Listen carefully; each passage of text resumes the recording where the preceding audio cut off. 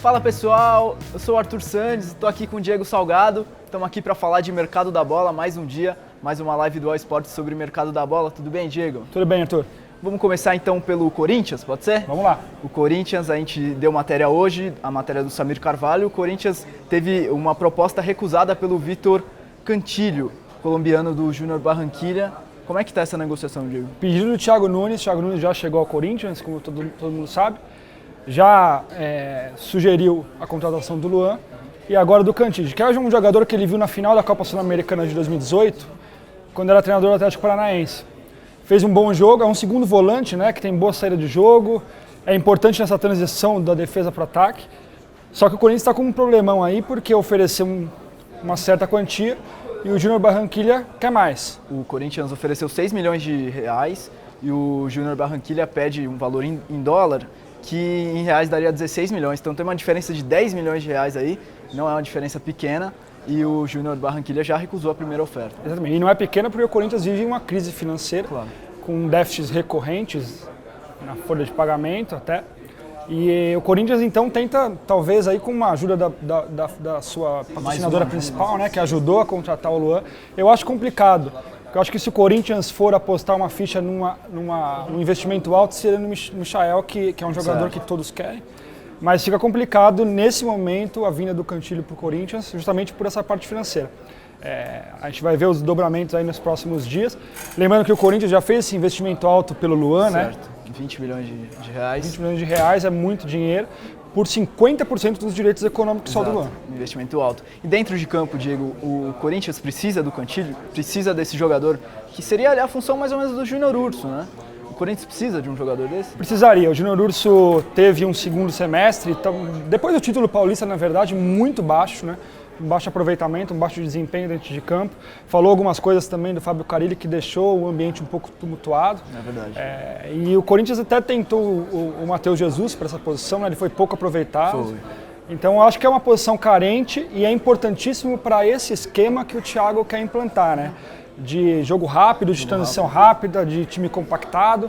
Então é um jogador e com o aval dele fica mais importante ainda, né? Claro. Então eu acredito que se encaixaria perfeitamente aí no que o Thiago Nunes quer. Perfeito. A gente segue agora falando sobre o Vasco da Gama. Abel Braga foi uma das grandes notícias de ontem. O Vasco anunciou já o técnico Abel Braga. O que dá para esperar do Abelão em 2020, Diego? É um cara que ele passou por Flamengo, Cruzeiro recentemente, acabou pedindo demissão dos dois clubes, né? E é um cara que já chega entre críticas e mais críticas do que elogios, vamos dizer assim. O que dá para esperar do Abel? Com certeza. Não foi um ano tão tranquilo para ele, embora tenha vencido o Campeonato Carioca, mas fez mais do que a obrigação, com o Flamengo destoando muito dos outros três grandes clubes do Rio de Janeiro. Ele vai chegar já meio pressionado, certo, por um bom resultado para o Vasco. Lembrando que o Vasco conseguiu terminar o Campeonato Brasileiro na 12ª posição, era o último colocado na 3ª rodada. Com o Vanderlei Luxemburgo conseguiu uma arrancada e o Vasco espera justamente isso, que o Abelão repita o que o Luxemburgo fez. Tentar se reinventar no Vasco da Gama, como fez o Luxemburgo, que hoje é técnico do Palmeiras. Eu acho difícil, eu acho que vai ser muito complicado para o Abelão. Tem o Campeonato Carioca logo de cara, com o Flamengo todo poderoso pela frente, vai ser complicado. A gente tem uma matéria do Alexandre Araújo e do Bruno Braz no ar, falando exatamente sobre isso, de como o Vasco espera que o Abel se reinvente, que o Abel reapareça bem no futebol brasileiro depois dessas duas passagens tão difíceis. Só lembrando que o Abel ele já treinou o Vasco duas vezes, em 95 e no ano 2000, então é a terceira passagem dele pelo Vasco da Gama. Mas é um técnico que tem muitos títulos importantes na carreira, lembremos, campeão mundial, hoje inclusive, fazendo aniversário, o título do Internacional contra o Barcelona, campeão brasileiro com o Fluminense, mas é um técnico que a carreira já está um pouco meio conturbada e vai precisar mostrar que um pouco dos traços do antigo Abelão. O Abel que vai ser apresentado agora nessa quarta-feira pelo Vasco, como a gente está dizendo, o novo técnico do Vasco aí para 2020. A gente vai mudar de clube mais uma vez, vamos voltar para São Paulo para falar justamente do São Paulo. São Paulo que planeja pagar os 2 milhões pelo Igor Vinícius, lateral direito. É um cara que foi bem elogiado durante o ano todo, não apareceu com tanto protagonismo assim, mas é um cara que é visto como um bom investimento, né? Apesar do São Paulo ter o Daniel Alves, que é um lateral direito de origem, ter o Juanfran também no elenco, são dois caras enormes aí para a posição, mas o Igor Vinícius é bem visto lá pela comissão técnica. Né? Com certeza. Lembrando que o São Paulo também não passa uma situação financeira tão agradável, vai pagar 2 milhões por 50% também dos direitos econômicos, isso parcelado em 2020. Então, o clube está encarando mesmo como um investimento. É lógico, o Igor Vinícius já mostrou que tem bola para jogar e pode ser importante para o São Paulo, pensando no elenco de São Paulo. Lembrando que o Juanfran e o Daniel Alves já são jogadores com mais idade e talvez não consigam jogar todos os jogos. Então o São Paulo, que está na Libertadores, está no Campeonato Paulista, então vai ser um calendário um pouco apertado, talvez precise desses garotos.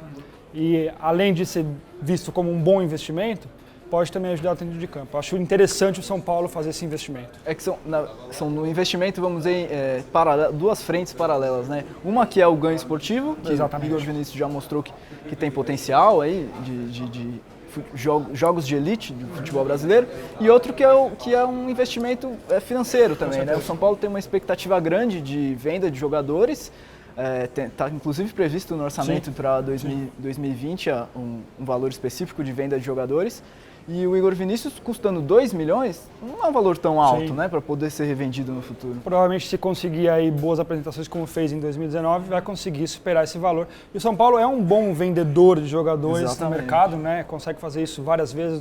Isso acaba salvando o orçamento do São Paulo em muitas ocasiões. Então, é uma aposta boa do São Paulo. Lembrando que, quando contrataram o Daniel Alves e o Juanfran, ele se manteve na dele. Então, é um cara também que é bom de elenco e ele é bem visto assim também dentro do São Paulo Futebol Clube. Exato, a gente está falando do Igor Vinícius, a gente tem uma matéria no All Sport no ar, uma matéria do José Eduardo Martins, justamente dizendo isso, que o São Paulo já está certo, vai pagar sim os 2 milhões por 50% dos direitos econômicos. Esse dinheiro vai para o Ituano, que é o clube que é detentor desses direitos. A gente vai passar pelo Santos agora, o Santos que está em busca de um novo técnico, não renovou com o Jorge Sampaoli, talvez tenha sido a grande... uma novela, uma minissérie desse mercado da bola até agora, que seria a permanência ou não do São Paulo no Santos, acabou não ficando, também não acertou com o Palmeiras, e o Santos tem que seguir a vida dele. A gente tem uma matéria do Éder Traschini no ar, dizendo que o Mircea Lucescu, o romeno, que foi treinador do Shakhtar Donetsk, da Ucrânia, foi treinador por 12 anos do Shakhtar, ele próprio disse que recebeu uma proposta do Santos. Oficial. Exatamente, um contato oficial, uma proposta do Santos para vir treinar o Santos para o futebol brasileiro. É uma boa alternativa, Diego Lucescu? Arriscada, ousada e arriscada.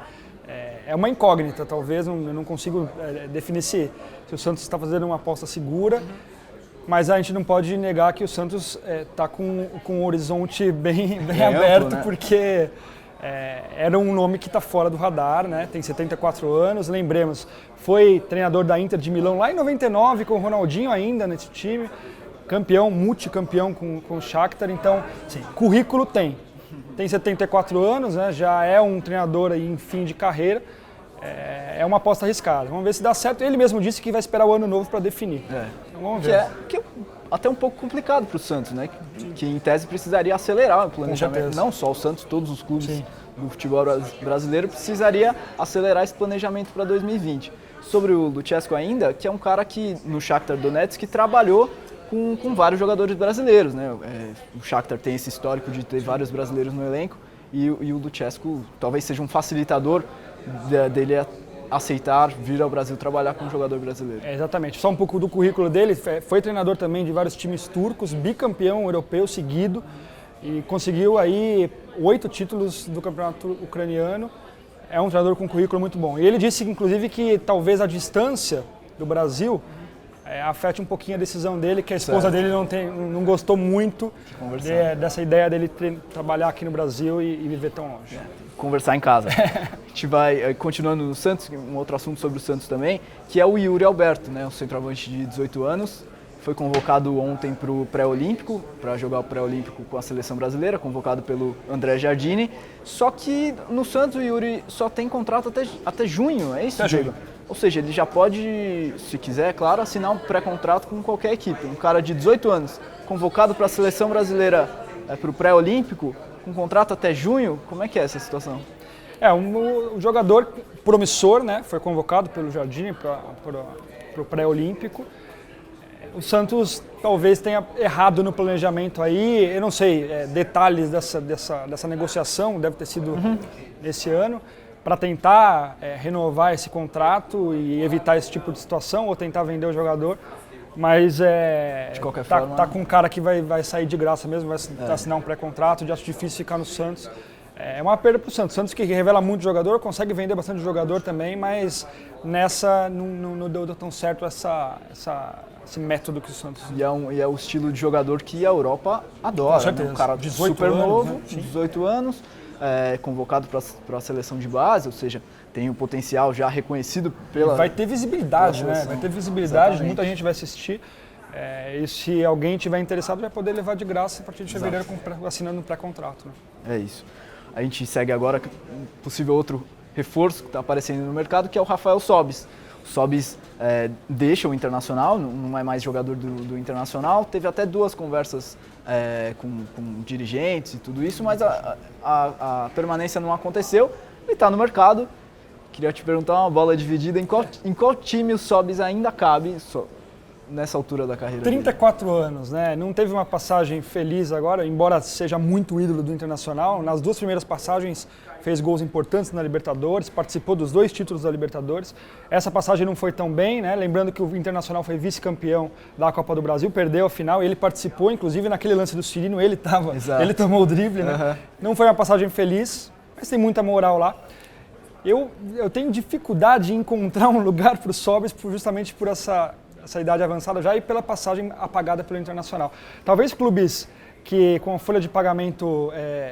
Ele é um jogador caro também, né? Então Sim. É difícil se colocar num time mediano do futebol brasileiro. Talvez o Vasco consiga pagar o que ele quer e seria importante dentro de campo, justamente porque o Vasco atravessa aí um período de transição, agora com o Abel. Talvez com o Vasco ou talvez o Botafogo, o Sobis conseguiria aí mostrar e render o que pouco rendeu no passado. 34 anos, lembrando que não tem muito mais tempo para, talvez 2 anos, mais 2 contratos, não sei. Mas talvez Vasco e Botafogo. Que seria também um cara mais pro elenco do que para ser contado entre os 11 titulares. Com certeza. Pela idade, também uma fase que não foi boa no Inter nesse ano. Seria um cara talvez para jogar a reta final de um jogo, para ser um ícone ali, de experiência no elenco. Exato. Mais para contribuir no dia a dia e com alguns minutos do que exatamente ser um pilar de um time inteiro de futebol. Com certeza. Né? Lembrando que a história do Sobis é magnífica. Super vitoriosa, um cara que basicamente ganhou tudo, sabe tudo de bola, já jogou em tudo quanto é lugar. Sim. E será que o Cruzeiro, talvez? Será que o Sobis aceitaria? O Cruzeiro está passando por uma reformulação gigantesca também, né, depois de cair para a Série B. Passou por lá antes do Internacional. Tem identificação com a torcida, né? Foi campeão na Copa do Brasil lá.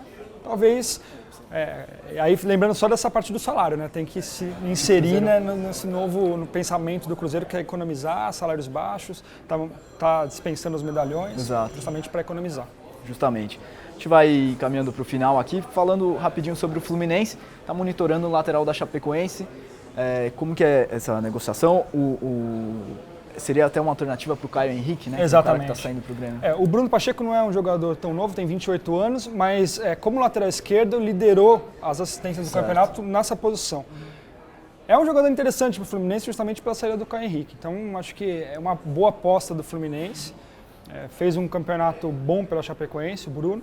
Então o Fluminense aí tentando repor uma peça importante. Lembrando que o Caio Henrique também foi convocado para a seleção pré-olímpica. É um nome promissor, é bem mais novo, é verdade.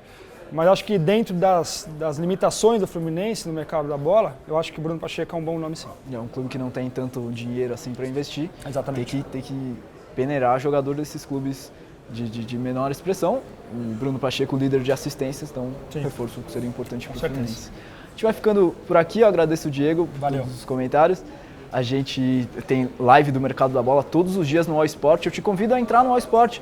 Vai lá ver, tem uma página inteira só de Mercado da Bola com todas as negociações, que jogador está indo para qual time, se tem treinador negociando, se tem boato, se tem especulação. Tudo lá está cheio de informação, todas as notícias de Mercado da Bola você encontra no All Sport.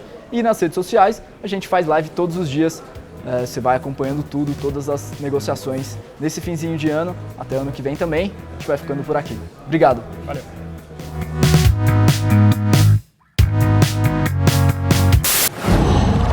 Qual?